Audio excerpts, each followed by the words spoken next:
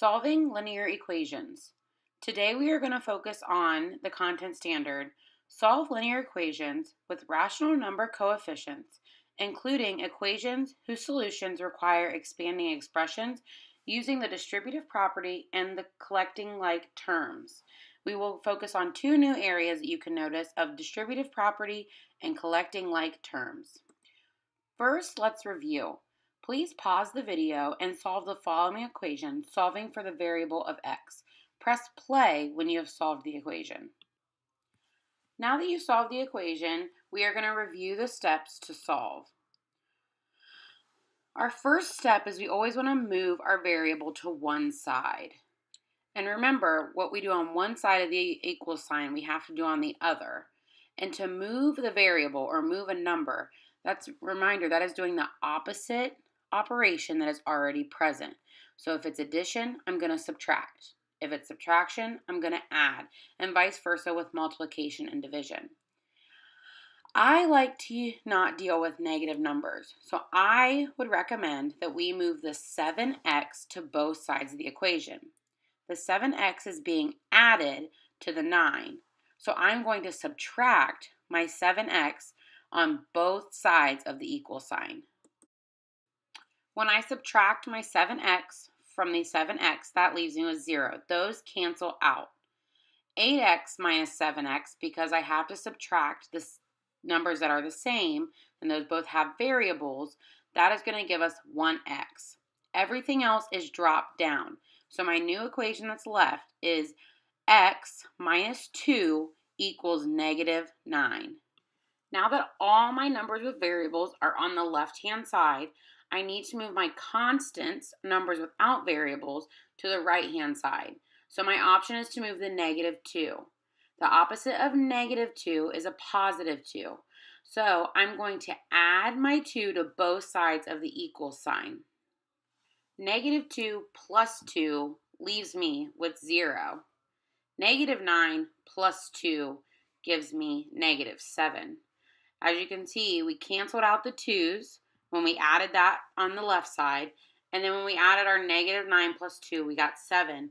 The variable x drops down, leaving us with x equals negative 7. Please check your work to make sure you got the same answer. So what's new? What are we adding? We're going to be adding the distributive property concept and combining like terms or collecting like terms like it's stated in our standard that we talked about at the beginning of the video. This is where your notes are going to come into play. What is distributive property? Distributive property is a property indicating a special way in which multiplication is applied to addition or subtraction of two or more numbers in which each term inside a set of parentheses can be multiplied by a factor outside of the parentheses. So we're working with multiplication when looking at a number that is outside of a set of parentheses to numbers that are inside the parentheses. Let's look at this example. 2 parentheses 4x minus 3, close parentheses, minus 8 equals 4 plus 2x. When I look at this example for the distributive property, I am focusing on the 2 and the 4x minus 3 that's in the parentheses.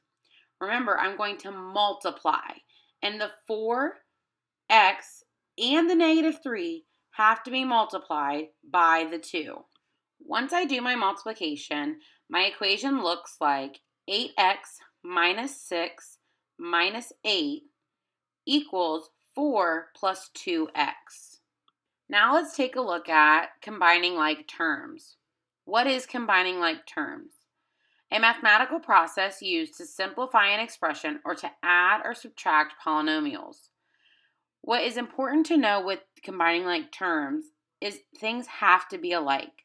So what I like to compare it to is apples and oranges.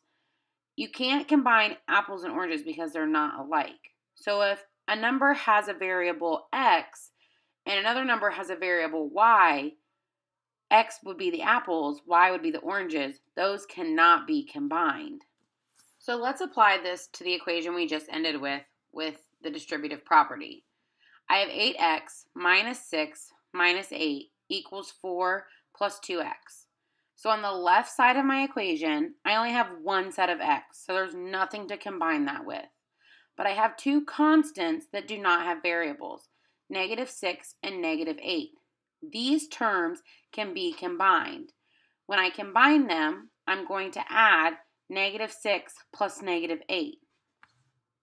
That is going to give me -14.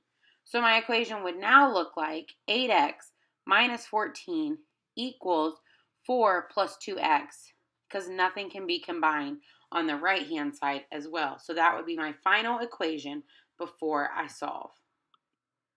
Let's practice. Can you combine anything in this equation? 4x plus 7x minus 6 equals 6x.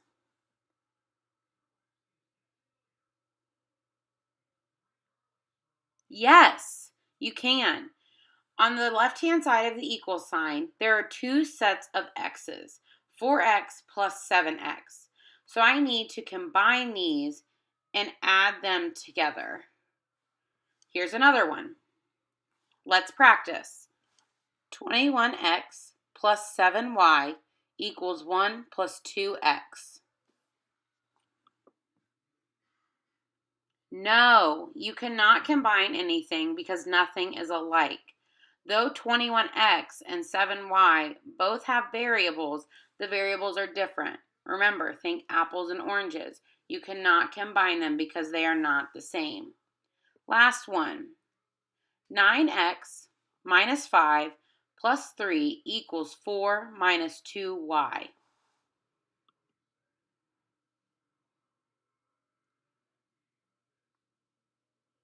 Yes, you can combine the -5 plus 3 on the left-hand side of the equation because those are both constants that do not have variables, so they are alike. Let's do some practice on solving while we could use the combining like terms and the distributive property. Pause the video for the next problem that comes up and solve it on your own. Press play when you are ready to review the steps in solving the equation. For our first practice problem, we have 5n plus 34 equals -2 parentheses 1 minus 7n close parentheses. Our first step is the distributive property. I multiply my -2 into the parentheses to 1 and -7n. When I do that, I get -2 times 1 is -2, and -2 times -7n, it gives me 14n. So once doing the distributive property, my equation now reads 5n plus 34 equals -2 plus 14n. The next step is to see if there's any combining like terms. I don't have any combining like terms on either side of the equal sign, so I am ready to solve the equation. My first step when I solve the equation is going to be moving one side with the variables. I'm going to move the 5n, that way I don't deal with negative numbers. The 5n is positive, so I'm going to subtract 5n on both sides of my equal sign. The 5n minus 5n is going to cancel out, leaving 0, because a positive minus the same number gives me 0. 14 minus 5n is going to leave me with 9n. Everything else comes down, and my equation reads 34 equals -2 plus 9n. My next step is going to be to move my constant, -2, to the left side. So I'm going to add 2, because that's the opposite of a negative, to -2 and to 34. When I add it to the -2, that is going to cancel out, leaving that side with 0. 34 plus 2 is 36. The 9n then comes down on the other side of the equation. To separate the 9 and the n, we're going to divide, because when a number is that close right next to another number or variable, that is multiplication. The opposite is division. So I'm dividing 9n by 9 and 36 by 9. When I divide the 9n by 9, The 9's cancel out, leaving me with n. 36 divided by 9 equals 4. So my variable n equals 4. Check your work to make sure that you got that answer. Once you've checked your work, move on to the next question. One more for practice.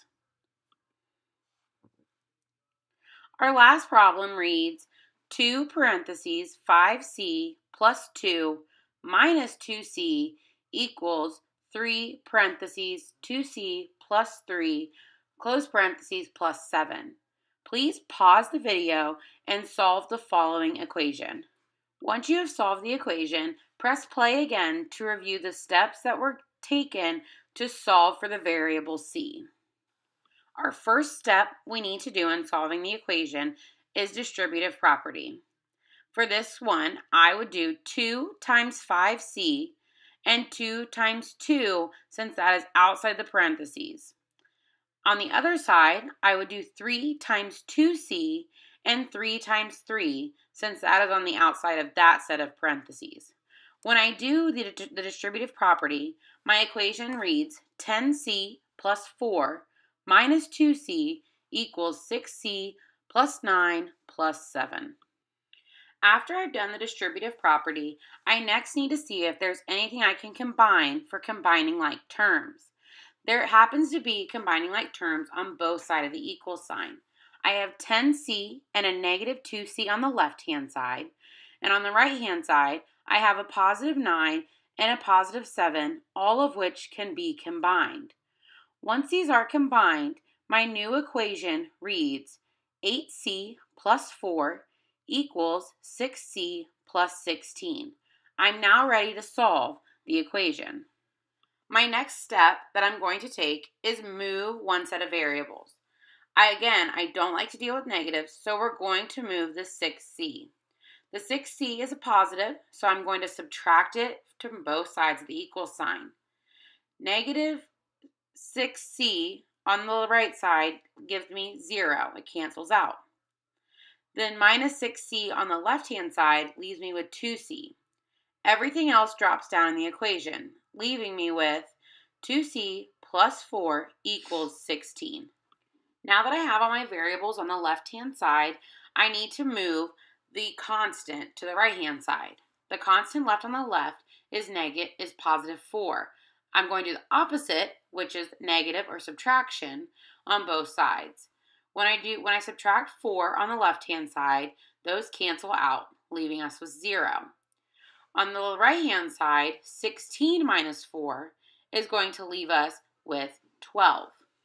2c that's left is going to drop down on the left-hand side. The equation now reads 2c equals 12. To separate the 2 and the c, we are going to divide because that is multiplication. So both sides of the equal sign need to be divided by 2. When you divide 2c by 2, the 2's cancel out, leaving c. When you divide 12 by 2, you're going to get 6. So the answer for your variable is c equals 6. If that's the answer you got, way to go. If not, make sure you go back and check your work to find any mistakes you may have made.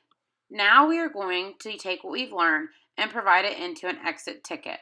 The exit ticket is going to have a combination of distributive property, combining like terms, and solving equations with variables on both sides. You may use your notes that you have taken, as well as the examples that we did, if you need support throughout the exit ticket. When you are done, please place the ticket in the proper bin. Nice job today. You guys worked very hard.